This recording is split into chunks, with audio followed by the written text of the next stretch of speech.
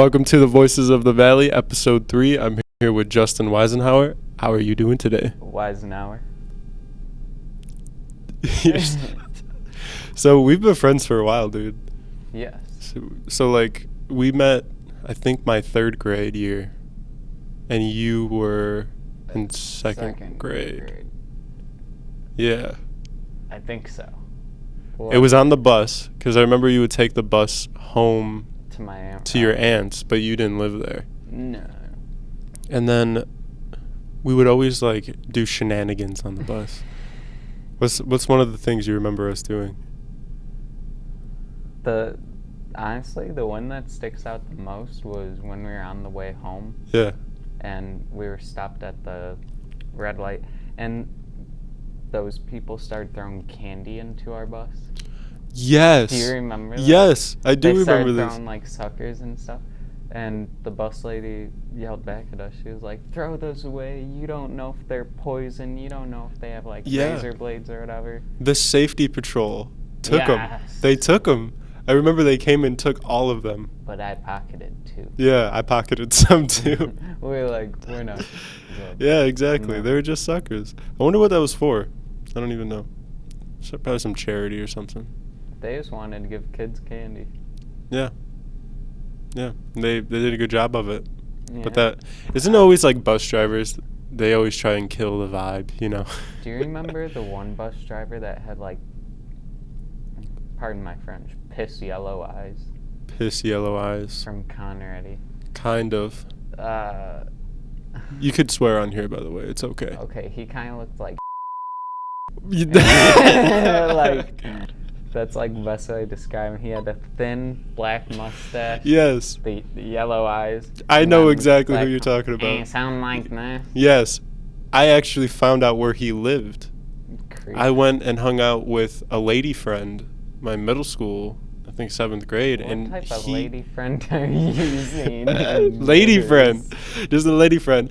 And we were walking down her block, and he lived down her block. I saw him go in the house. I was like, no way. You see like a school bus park and he doesn't park the bus at his house. Yeah. They park it. How he gets around. Yeah. They park it at Conrady? No, it's his A to B. Yeah. You know? Yeah. It's his daily. Yeah. So, you're really funny, you know that? No. How do you think humor like helps you throughout your life? Well, you see, it's not really nice to feel bad. Yeah. And humor makes me happy. So Yeah. the best way to stay happy is to put humor in everything. And although sometimes I do it too much, it keeps me happy. That's good. So I mean, I like to laugh. yeah, I mean, what's the saying? Like, laughter is the best medicine. I don't think so. See, like, I never want to miss the laugh, you know? Like, I get up today because I don't want to miss the laugh today, because I guess that feeling of, like, that laugh where you can't control it, you're like, you want to stop, but you can't stop laughing. I think that's, like, one of the best feelings you can feel. The belly laugh. The belly laugh. It hurts. It hurts. And it's like when you eat that really good, like, grandma food. It's just like after you're sitting there, you're like, oh, yeah. Yes. I love those laughs. Exactly like that. Do you think that's like a learned thing, or did you just like start doing that yourself? Like using humor as a way to like kind of get over things, or? I don't even know, honestly. It's just, I think it was the people I hung around. I was always around goofy people. Yeah. I always look for childish qualities in people because I myself am a child. Yeah. I'm like a big old man baby. Yeah. But I don't know. It just always attracted me because, you know, even when I was in like 5th grade, I would always talk about the fact that, you know, eventually I'm going to be too old to do all this child stuff. Like, I was very self-aware of the fact that I was growing up. and piece of me always wanted to hang on to that childhood aspect. And do you think like your humor is the thing that Yeah. helps you hang on to it? Yeah, I like being silly. Yeah. Like a little boy. Yeah, I like being silly too. Probably like a young adult silly. No. No.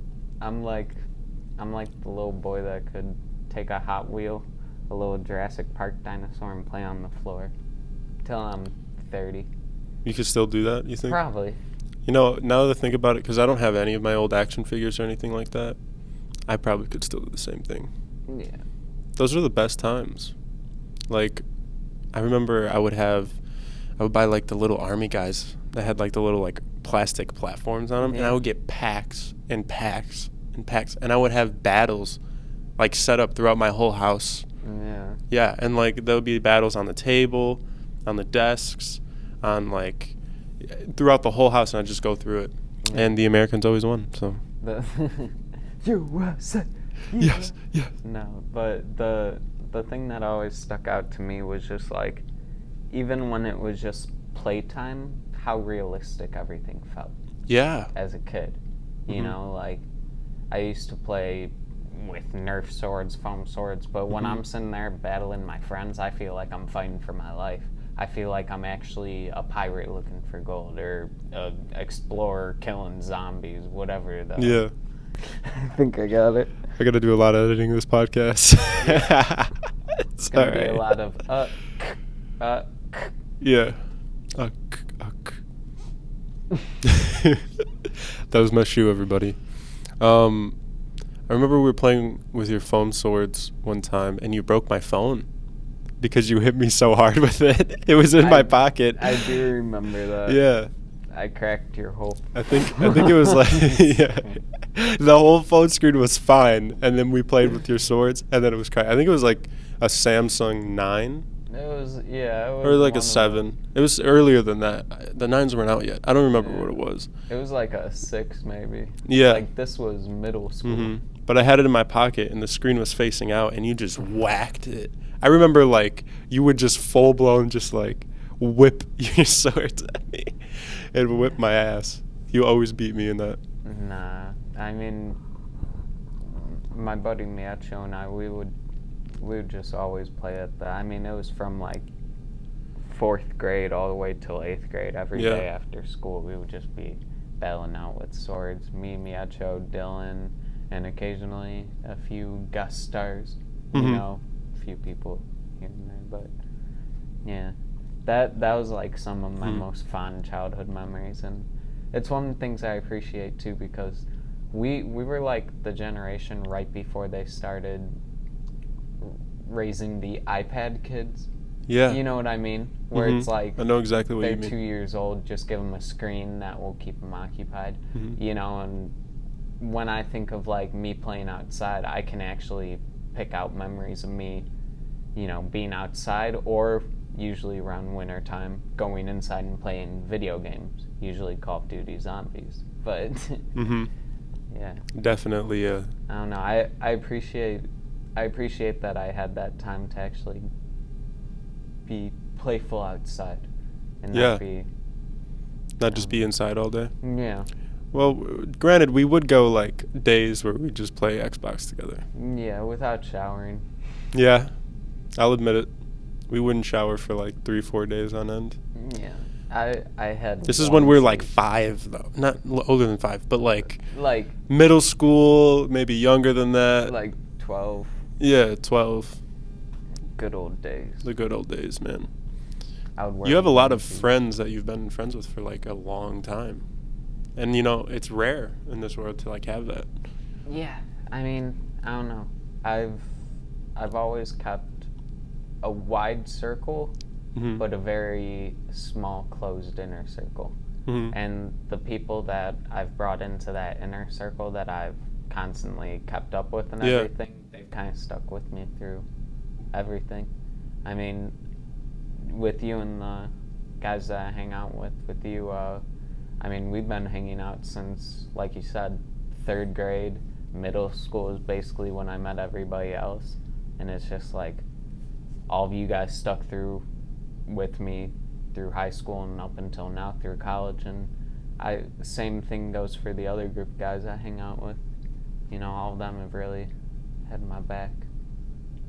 That's awesome. What do you think, like, what do you value in those friendships the most? Is it loyalty? Or is it more like No, honestly, getting along? it's just, it comes back to you guys make me laugh the hardest. When I'm around you guys, it's not just like, oh, how are you? I'm doing good. How are you? It's not just like small talk. It's actually like, I could make a funny noise and we could bullshit for 3 hours off nothing, and just be giggling. Exactly. And it's those moments of the belly laughters that I've had and that I'm looking forward to having.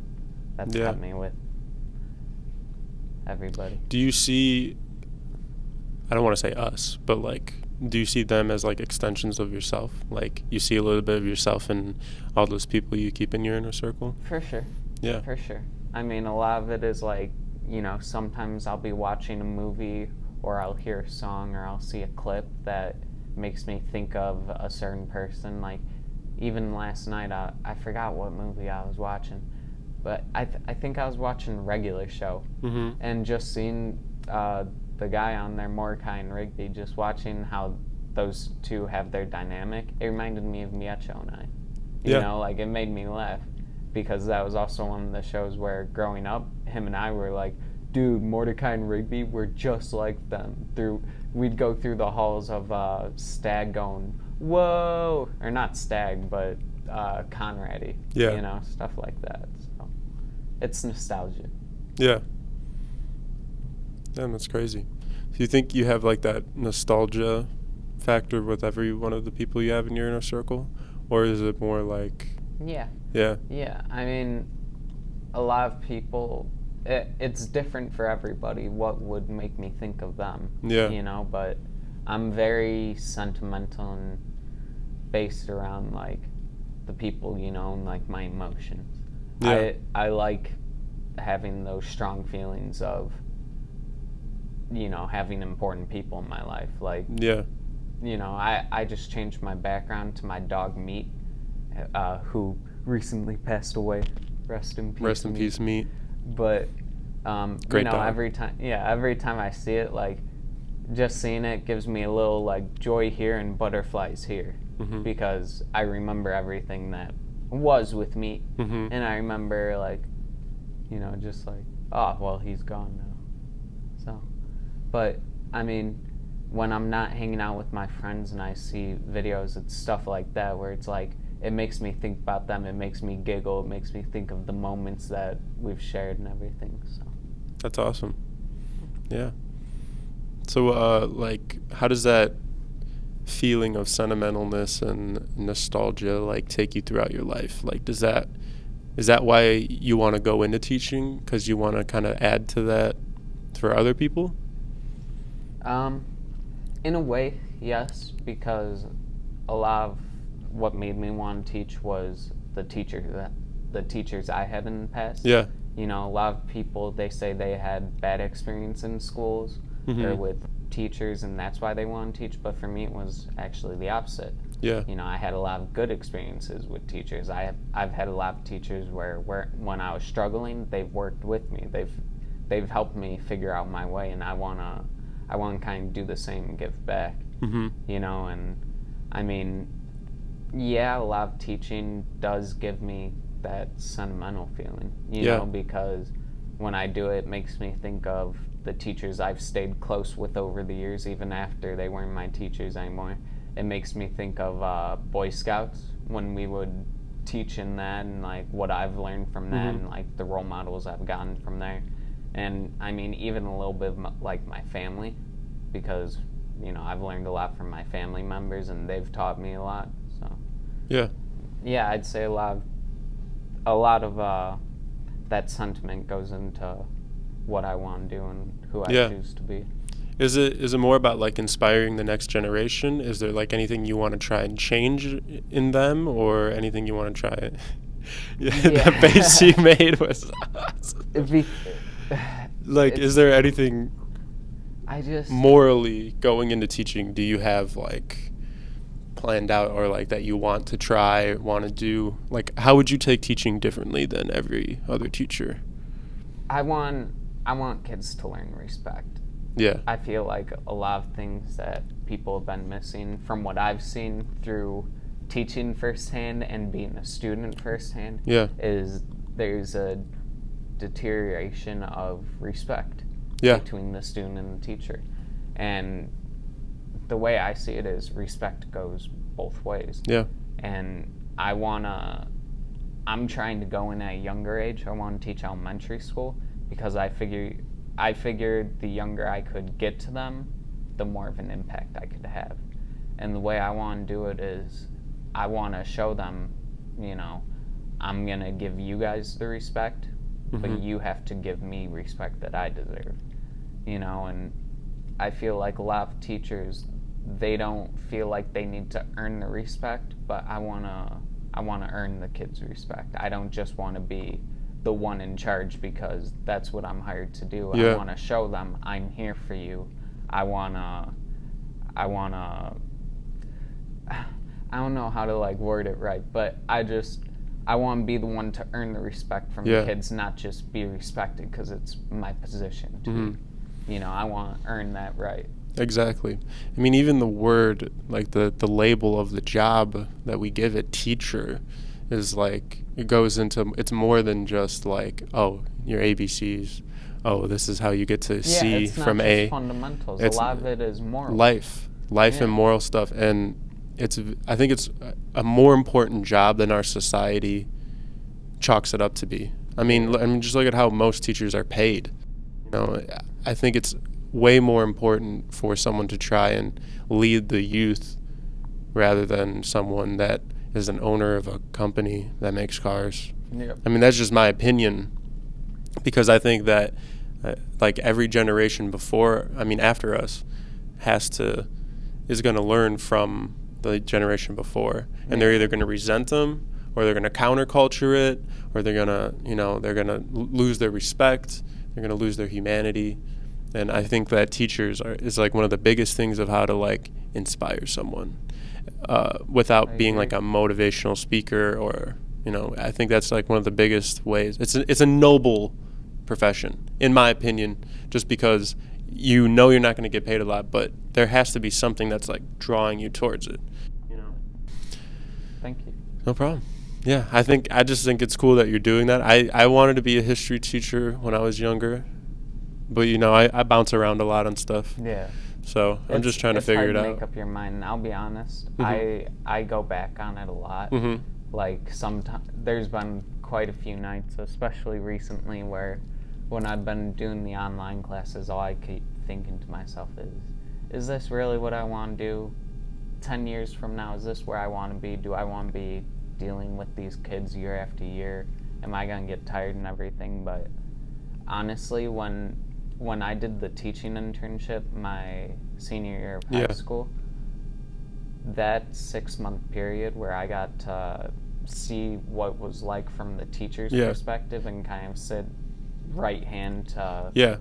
So the teaching internship is when you went to an elementary school for like 2 periods or something like that, right? You were there at the end of the day. I was there for like 2 hours. 2 hours, and you would just go into class and be with the students and learn with your favorite teacher from from elementary school. Mr. Rafferty. He was the original one that inspired me to even start thinking about teaching. Yes. So going back to what I was saying, it's when I was in that experience, it was just, those 6 months were so much fun. I had a lot of fun with the kids, and honestly, there were a lot of down moments, but the down moments made the up moments way more worth it, and I feel like those down moments were a lot of things that I needed as like learning experiences, get me ready for when I'm on my own. What's the biggest thing you think you learned while you were doing that? Not to just to be a teacher, but just life-wise. Do you think you learned anything? Work hard, play hard.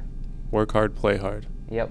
When it's time to show up, show out, get your stuff done. Tried to save it there. get your stuff done, but in the end, there's nothing wrong with having a little fun. Yeah. And you can always put your own spin on things. Mm-hmm. So. And kids love to have fun. Yeah. Yeah. And, like I said earlier, I like acting like a child, and I think that's going to be one of the things that benefits me in the years to come, with the kids. So. Yeah, that's awesome. Well, if you're thinking about, not going into teaching anymore, which is fine because we're still young, I've changed 3 times, I think, since I got into this college. But I'd say think about what you actually want to do to leave the rock better than when you found it. And then you bring that out, and what jobs or careers can I put that into where I can actually make that kind of difference? It doesn't have to be teaching, but it could be like a youth counselor or, even a child therapist or something like that. You know what I mean? Like, I don't know. Just show them my pet rock that I've cleaned. Yes. And I'm going to leave it nicer than... Your pet rock? Yeah. I meant earth when I said rock. Yeah. Which is kind of our pet. Yeah. Because we got to take care of it, right? Yeah, I haven't been Got to feed it. No, I haven't let her out. No. She's kind of covered in all her feces. That's a perfect word for it. Yeah. Is dirt just feces? Like... Feces. Yeah, little feces. Yes. Is it just like poop from thousands of years ago? Some of it. Probably. Some of it, yeah. Isn't, when I was growing up, I don't know who told me this, but someone was like, worms create dirt because they eat the dirt and then they poop it out with more dirt. I was like, wait, but what came first, the dirt or the worm? Oh, definitely the dirt. Yeah. It has to be, right? Because most of life was... We're getting off topic here. That's fine. Keep going. Back to what I was saying about, like, you have to take those morals and values and you can put it into that career, that job. What morals do you think you're trying to bring into the world as a young man of 19, almost 20, July 13th? I'm just trying to be a good person. Yeah. Do a good turn daily. Yeah. That's like, pay it forward. Those, as dumb as those quotes sound and everything, I really believe it.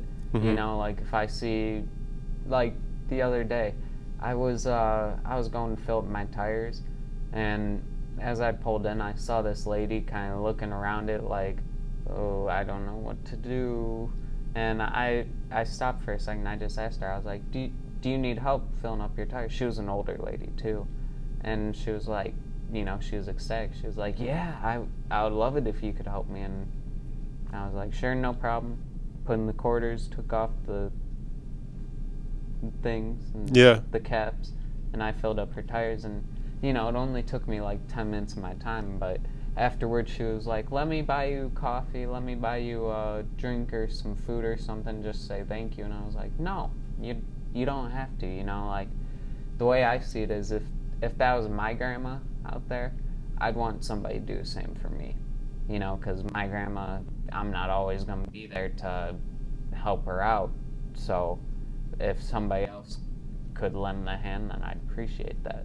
Yeah. So that's just like the thing. It's just like small little acts of kindness go a long way. And I also kind of believe in karma. Yeah. I feel like the more good things you do, the more good things are to come to you. Yeah. The more bad things you do, probably gonna run into some bad things in life. But yeah. Yeah. I think karma is something, at least to be thought about. Yeah. Yeah. It's part of the Hindu religion, but it's, I think, like, as a life thing, I think it's been adopted pretty much everywhere. Like, if you do good things will happen. Bad things will happen. I just feel like it's, even if it's not like a real thing, I feel like it's all mental. Yeah. Surrounding yourself by these good deeds and doing these good deeds and trying to have a good positive mindset is probably going to lead to good things than if you were doing the opposite. Exactly. Yeah, if you have a negative mindset towards something, I think it would be a lot harder for you to get out of bed every day to try and do that one thing. Yeah.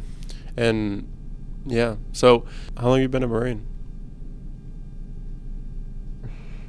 When you first said it, I thought you said, how long have you been a brain? How long how long have you been at Moraine Valley Community College? This is my 4th semester. Okay. So you have 2 more? 4 more? You're done. At Marine. After this, I think. I might be staying for 1 more year. I got like 1 or 2 classes I still have to take. Yeah. And if I can't find a summer course for it, then I'm just going to have it roll over. But Yeah. yeah. I agree. I'm done technically now. I came back to do this. Nice. Thanks, bro. I got my degree in February. Bro, I know you farted on that hand. I did not. You- I did not. Look at that. I could see it on there. All right. I'll take it. Hell yeah, bro. Hell yeah.